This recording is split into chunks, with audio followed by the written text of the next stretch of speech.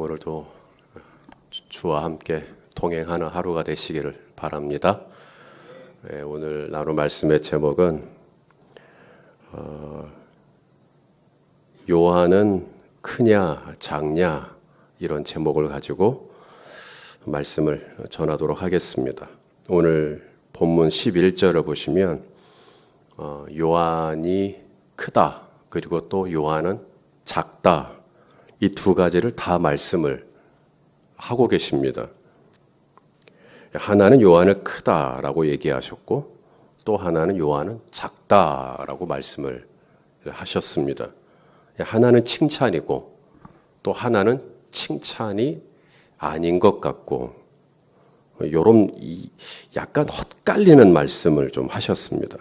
자, 11절 말씀을 같이 한번 읽겠습니다. 시작. 내가 진실로 너희에게 말하노니 여자가 낳은 자 중에 세례 요한보다 큰 이가 일어남이 없도다. 그러나 천국에서는 극히 작은 자라도 그보다 크니라. 앞에서는 여자가 낳은 자 중에 요한보다 큰 자가 없다. 이건 칭찬이죠.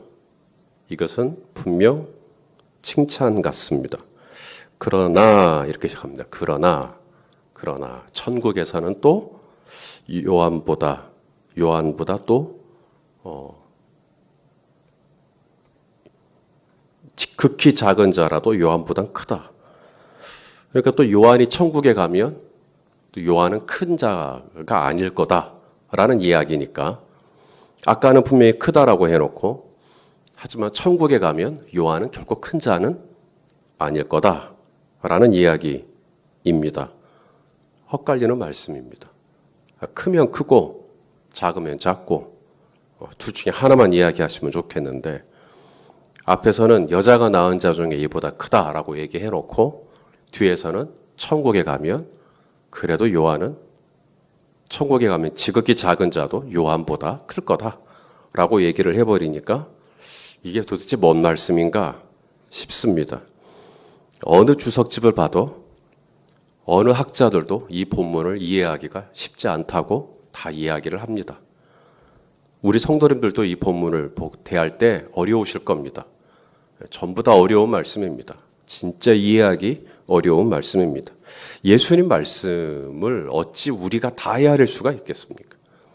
어려운 말씀입니다. 저는 오늘 본문을 묵상을 이렇게 했습니다. 먼저는 요한을 칭찬하셨죠. 먼저는 요한을 칭찬하셨습니다.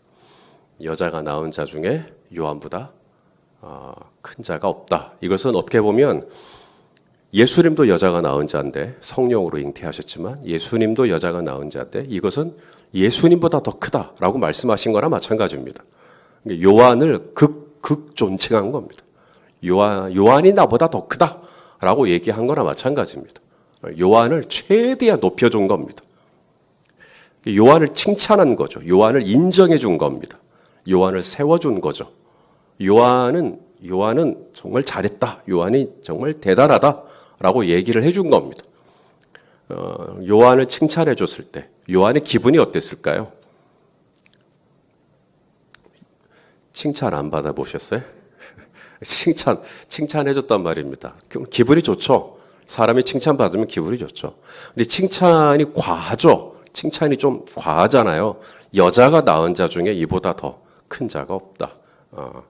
우리나라 대한민국 모든 목사 중에 우리 손희선 목사님 같은 분 없다.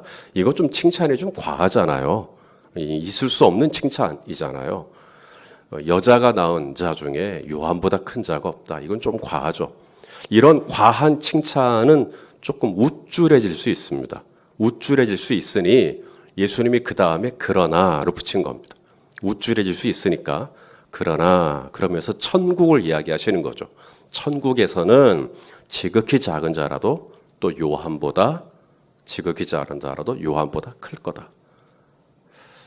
그래서 요한 보고 곧바로 요한이 여자가 낳은 자 중에 크지만 여자가 낳은 자 중에 요한보다 큰 사람은 없지만 정말 요한이 크지만 요한아 천국에서는 지극히 작은 자라도 너보다 크니까 겸손하라고 바로 겸손하라고 겸비하라고 마음을 그래서 곧바로 그런 말씀을 하신 게 아닐까.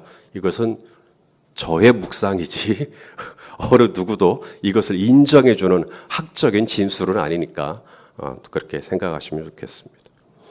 여기서 중요한 것은 여기서 예수님이 정말 강조하고자 하는 포인트는 천국에 가면 정말 요한이 그렇게 작을 거냐, 천국에 가면 정말 요한이 그렇게 끄트머리에 가 있을 거냐, 이게 예수님이 말하고자 하는 포인트는 아닙니다. 예수님이 여기서 강조하고자 하는 포인트는 뭐냐면 세례 요한을 바라보는 예수님의 시각, 세례 요한을 바라보는 예수님의 마음, 세례 요한의 사역을 인정하고 세워주고 세례 요한을 바라보는 예수님의 이 마음이 중요한 거죠. 왜냐하면 이것이 당대의 사람들이, 당시의 사람들이 요한을 바라보는 시선하고는 완전히 달랐어요. 당시의 사람들이 세례 요한을 바라보는 시선과 예수님이 세례 요한을 바라보는 시선이 완전히 달랐어요. 예수님은 요한을 볼 때 여자가 낳은 자 중에 이보다 더 큰 이가 없다, 이렇게 바라봤고, 당시의 사람들은 요한을 바라볼 때 절대 그렇게 볼 수가 없었어요. 왜요? 요한이 어디서 살았죠? 궁궐에서 살았습니까? 광야에서 살았습니까? 광야에서 살았잖아요. 어떻게 여자가 낳은 자 중에 이보다 더 큰 사람이 없는 사람이 광야에서 삽니까? 더구나 요한이 비단 옷을 입고 있습니까? 동물 가죽 옷을 입고 있습니까? 가죽 옷을 입고 있었잖아요. 무슨 먹는 게 으리으리한 음식을 먹고 있는 게 아니라 메뚜기하고 석청을 먹었다고 성경은 기록하고 있지요. 그런 요한입니다. 그런 요한. 가죽 옷을 입고 메뚜기를 먹고 그냥 광야에서 살고 그런 요한. 이런 요한이 어떻게 여자가 낳은 자 중에 가장 큰 자일 수 있는가? 그는 광야에서 어떤 사역을 했는가? 도대체 무슨 일을 했는가?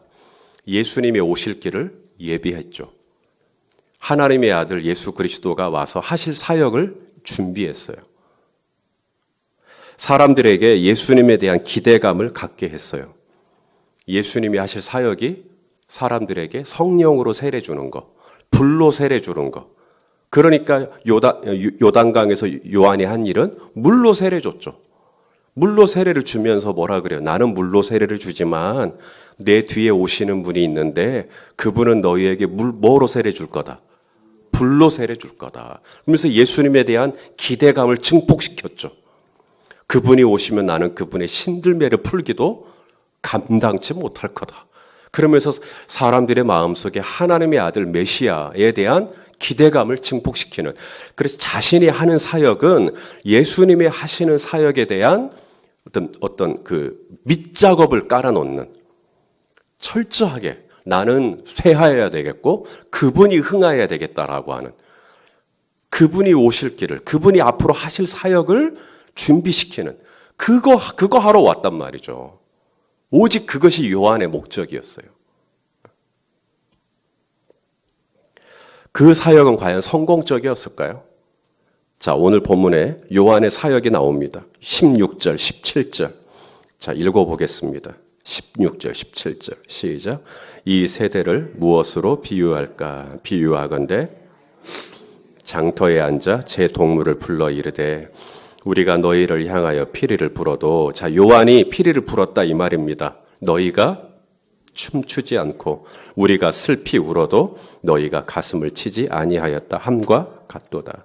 요한이 와서 피리를 불었대요. 그런데 사람들이, 자, 요한이 와서 피리를 불면 사람들이, 이게 원래 그 동네 아이들이 했던 놀이거든요. 아이들이 피리를 불면 다른 아이들은 이제 춤을 추는 그런 놀이를 하는 겁니다. 한 아이가 울면 가슴을 치고, 이제 그런 거죠. 그게 이제 그게 놀이의 법칙입니다. 내가 피리를 불 거냐, 내가 울 거냐에 따라서 반응이 달라져야 돼요. 내가 피리를 불면 춤을 춰야 되고, 내가 울면 가슴을 쳐야 되고, 그래도 내가 피리를 부는 척 했다가 울면 춤을 추는 게 아니라 가슴을 쳐야 돼요. 그런데 내가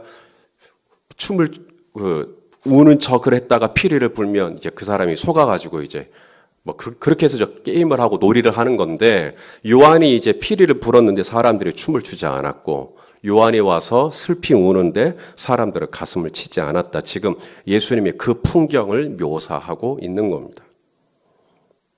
요한의 사역은 그다지 유효한 열매를 거두지 못했다라는 것을 지금 이야기하고 있는 거죠. 광야에 외치는 소리였다는 거죠. 광야에 외치는 소리. 소리는 쳤는데 돌아오는 건 맹맹한 메아리였다는 겁니다. 사람들의 반응이 돌아와야 되는데 웡웡웡웡웡웡 소리만 돌아왔다는 거죠.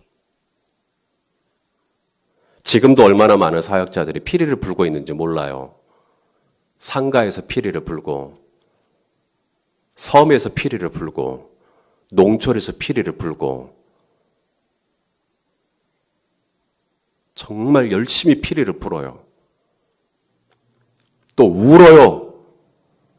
그러면 사람들이 가슴을 쳐야 되는데 반응이 없어요. 아무도 가슴을 치지 않아요. 한 목사님이 아파트에서 화분을 나눠줬대요. 정성껏 키운 화분을 약 1,000개를 나눠줬대요. 저랑 같이 한때 부교육자로 사역했던 목사님이셨는데 너무 예쁘게 화분을 키우셨어요. 그 화분을 자기 아파트에 사는 모든 분들에게 다 돌렸다는 거예요.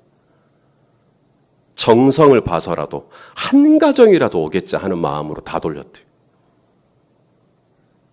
아니 그만큼 피리 불었으면 반응이 있을 줄 알았는데 한 가정도 오지 않았다. 방문도 하지 않았다. 얼마나 낙심이 되든지 사모님하고 같이 1,000개 화분을 돌렸는데 한 가정도 오지 않아. 얼마나 낙심이 되든지 그 이야기 듣고 저도 얼마나 마음이 아프든지 얼마나 정성스럽게 이 화분을 가꿨고 정말 예쁘게 꽃을 틔워서 그렇게 나눠드렸는데 사람들이요 그렇게 피리를 불면 춤을 춰야죠. 또 이분이요 기도를 하시는 목사님이세요. 툭하면 교회 가서 철회하고 금식하고 말하자면 하나님 앞에서 슬피 우는 거죠. 그렇게 슬피 울면서 매달리면서 그러면 이제 사람들이 가슴을 쳐야죠. 그렇게 슬피 울며 가슴을 치는 뭔가 나와야 되는데 그런 반응이 없는 거예요. 나는 이렇게 슬피 울면서 마치 치약의 끄트머리를 쥐어짜듯이 짜는데 내 목회의 현장은 지지부진한 거예요. 열매가 없는 거예요. 나는 피리를 목이 새도록 불지만 현장에서는 어느 누구도 춤을 추질 않고 나는 목이 다 새도록 엉엉하고 목을 놓아 우는데 어느 누구도 가슴을 치지 않고 요한 때부터 지금까지 얼마나 많은 사역자들이 지금도 이 반응이 없는 이 시대로 인하여 힘들어하고 아파하는지 몰라요. 뿐만이 아니에요. 사람들의 평가는 아주 냉혹합니다. 사람들의 평가는 요한을 가리켜서 온갖 악평이 쏟아져요. 요한을 가리켜 뭐라고 말합니까? 18절. 자, 18절 같이 보겠습니다. 시작. 요한이 와서 먹지도 않고 마시지도 아니하며 그들이 말하기를 귀신이 들렸다 하더니. 여러분, 사람들의 평가를 얼마나 신뢰하십니까? 사람들의 평가가 얼마나 우스운 줄 아세요? 요한은 안 먹고 안 마셨어요. 요한이 와서 안 먹고 안 마셨다. 그랬더니 사람들이 뭐라고 평가했다는 거예요? 저 사람 귀신 들렸구만 이랬다는 거예요. 반면에 예수님이 오셨대요. 19절. 예수님이 오셔서 예수님은 거꾸로 마셨어요. 먹었어요. 그랬더니 사람들이 평가를 저 사람은 건강하네 이게 아니라 저 사람은 먹네 정상이네 이게 아니라 오히려 뭐라고 또 평가한다는 거예요. 저 사람은 먹기를 탐하고 마시기를 탐하네. 탐욕스럽네. 아니 안 먹으면 안 먹는다고 귀신 들렸다고 그러고 먹으면 먹는다고 욕심을 낸다. 탐욕스럽다 그래요. 이게 사람들의 평가입니다. 차를 안 타면 안 탄다고 뭐라 그러고요. 타면 탄다고 뭐라 그러고요. 안 가지면 안 가진다고 뭐라 그러고요. 가지면 가졌다고 탐욕스럽다 그러고요. 이게 사람들의 평가입니다. 제가 염색을 안 하잖아요. 안 했다고 뭐라 그러고요. 제가 염색했죠. 했더니 또 뭐라 그래요. 제가 파마를 안 하면 또 파마 안 했다고 뭐라 그러고, 파마하면 또 파마 했다고 또 뭐라 그러고. 이거 어찌라고 나보고 그래서. 그러니까 사람들의 평가는 그렇다니까요. 사람들이 뭐라고 말하느냐, 여기에 끌려가면 이러지도 못하고 저러지도 못하고. 사람들의 기준에 의하면 세례 요한은 성공한 사람에 가까울까요? 실패한 사람에 가까울까요? 사람들의 기준에 의하면요. 실패한 사람에 가까우죠. 실패한 사람에 가깝습니다. 사람들에게 그는 귀신 들린 사람처럼 보였으니까요. 그는 괴짜였습니다. 사람들의 눈에. 정상으로 안 보였어요. 그는 비정상으로 보였습니다. 사역도 제대로 해내지 못하는 그는 루저였습니다. 세례 요한은. 근데 중요한 건 사람들의 평가가 아니죠. 중요한 건 우리 예수님의 평가죠. 하늘과 땅의 모든 권세를 가지신 예수님이 과연 요한을 뭐라고 평가할 거냐. 오늘 본문 11절에 예수님이 뭐라 그래요? 여자가 낳은 자 중에 요한보다 큰 자가 없다. 이게 중요한 거예요. 예수님이 요한을 뭐라고 얘기할 거냐. 이 부분이 중요한 거예요. 이 땅에서는 여자가 낳은 자 중에, 이 땅에서는 여자가 낳은 자 중에 요한보다 찌질한 사람이 없는 것 같아요. 이 땅의 관점에서는 요한보다 더 실패한 사람이 없는 것 같고, 이 땅의 관점에서는 요한보다 더 못난 사람이 없는 것 같고, 이 땅에서는 요한보다 더 모자란 사람이 없는 것 같고, 이 땅에서는 더 요한보다 꾀재재한 사람이 없는 것 같고, 이 땅의 관점에서는. 그런데 하나님의 평가는 완전히 달랐다. 예수님의 기준으로 봤을 때는 완전히 달랐다. 우리의 관점에서 볼 때는 저 사람은 루저네. 우리의 관점에서는 저 사람 좀 비정상이네. 우리의 관점에서는 저 사람 뭔가 좀 모자라네. 우리의 관점에서는 저 사람 뭔가 좀 결핍이 좀 있는 거 아니야? 그런데 예수님의 관점은 완전히 달랐다. 여자가 낳은 자 중에 이 사람보다 더 큰 사람 없다. 어쩌면 이 땅의 평가와 저곳의 평가는 완전히 다를 수 있다. 완전히 다를 수 있다. 우리는 저곳에 가면 우리 눈이 뒤집힐 거예요. 왜냐하면 이 땅에서 그렇게 추앙받던 그 사람들이 지극히 작은 자보다 더 작은 위치에 있는 걸 보고 라고 할지 몰라요.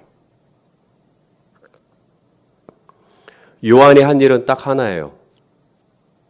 이사야의 광야에 외치는 자의 소리가 될 거다. 딱 그 말씀 하나 순종한 거예요. 하나님이 있으란 광야에서 하나님이 하라는 소리에 사역한 거. 그것밖에 없어요. 하나님이 있으란 광야에서 하나님이 하라는 소리에 사역한 거. 우리 교회는 굉장히 어떤 교회인가? 가끔 그런 기도할 때, 대표 기도할 때, 그런 기도할 때 저 따끔따끔 놀래요. 하나님, 저희 교회가 광주와 대한민국을 넘어 세계적인 교회가 되게 해주십시오. 혹시 여러분 중에 그런 기도하시는 분 있어요? 우리 손희선 목사가 세계적인 목사가 되게 해주십시오. 그런 거 있잖아요. 세계적인 목사 이퀄 큰 목사, 유명한 목사 이퀄 큰 목사, 교세가 많은 목사 이퀄 큰 목사. 큰 목사가 결국은 천국에서 큰 목사, 이 땅에서 큰 목사가 이퀄 천국에서도 큰 목사. 이것이 완전히 뒤집힐 수 있다라고 하는 것이 오늘 본문의 내용입니다. 이 땅에서 그렇게 큰 비단같이 목회했던 분들이 천국에서 지극히 작은 자보다 더 작은 자가 될 수 있다라고 하는 본문이 오늘 본문이라니까요. 세계적인 목회하게 해주십시오라는 말은 천국에 가서는 꾀재재한 목사 되게 해달라는 기도, 어쩌면 그런 기도하고 있는 거나 마찬가지일 수 있어요. 중요한 것은 오늘 예수님이 요한은 여자가 낳은 자 중에 정말 크다. 그러나 천국에서는 그보다 작다. 지금 크다, 작다. 지금 예수님이 이 얘기를 왜 하셨을까요? 우리는요, 우리 안에 있는 죄성이 있는데 이 죄성은 자꾸 크냐 작냐에 집착하는 것 같아요. 우리는 자꾸 크냐 작냐에 집착하는 것 같아요. 그런데 제자들은 자주 끊임없이 복음서에 보면 누가 크냐 작냐 이거 가지고 한 3번 정도 싸우거든요. 크냐 작냐. 하여간 우리는 크냐 작냐 가지고 싸워요. 공동체가 참 사람만 조금만 모이면 또 거기서 또 이 파워 게임이 또 형성이 돼요. 누가 크냐 작냐. 하여간 좌우지간 남자 3사람만 모이면 거기도 또 약간 파워 게임이 약간 또 시작됩니다. 누가 크냐 작냐. 누가 영향력이 있냐 없냐. 살짝 또 그런 기류가 약간 형성이 됩니다. 크냐 작냐. 그게 중요한 게 아니다. 하나님께서 귀하게 보시는 가치는 누가 크냐 누가 작냐가 아니라 요한을 지금 빗대어서 지금 우리가 정말 중요하게 보아야 할 가치가 뭐냐면 내가 이 땅에서 큰 자, 내가 이 땅에서 작냐가 아니라 나는 정말 하나님이 오늘 있으라는 자리에 있는가? 그리고 나는 오늘 하나님이 하라고 하시는 일을 하고 있는가? 이게 중요하다. 나는 얼마나 크냐, 나는 얼마나 작으냐가 아니라 열린 베델교회는 교세가 얼마나 되느냐가 아니라 열린 베델교회는 지금 하나님이 있으라는 곳에 있고 하나님이 지금 하라는 일을 하고 있는가가 중요한 거지. 그게 하나도 중요한 게 아니다. 정말 중요한 것은 하나님이 오늘 요한에게 있으라는 곳에 요한이 하라는 일을 하고 있는가? 이게 중요해. 이게 진짜 중요한. 그게 본질이다. 그게 본질이다. 사람들의 시선, 사람들의 평가는 완전히 왜곡되어 있어요. 사람들은 저와 여러분을 바라보면서 뭐 이랬다더라 저랬다더라 별별 소리 할 줄 몰라요. 우리에게 좋은 말 할 수도 있고요. 우리에게 안 좋은 말을 할 수도 있어요. 좋은 말 했다고 우쭐할 필요도 없고요. 안 좋은 말 했다고 낙심할 필요도 없어요. 저와 여러분을 향한 절대평가는 하나님 나라, 하나님 앞에서 받게 될 줄로 압니다. 우리는 그분 앞에 가서 그분이 뭐라고 평가할 거냐. 그분의 평가의 기준은 이거예요. 내가 있으라 할 때 너 거기 있었느냐? 내가 하라고 했을 때 너 그거 했느냐? 우리는 딱 그 질문 앞에 내가 뭐라고 대답할 건가만 준비하면 돼요. 오늘도 주님이 있으라는 곳에서 주님이 하라는 일을 감당하는 그런 하루만, 오늘 하루, 오늘이 있으라는 곳에서 하라는 일을 감당하는 그런 충성스러운 일용할 하루가 되시기를 예수님의 이름으로 축원합니다.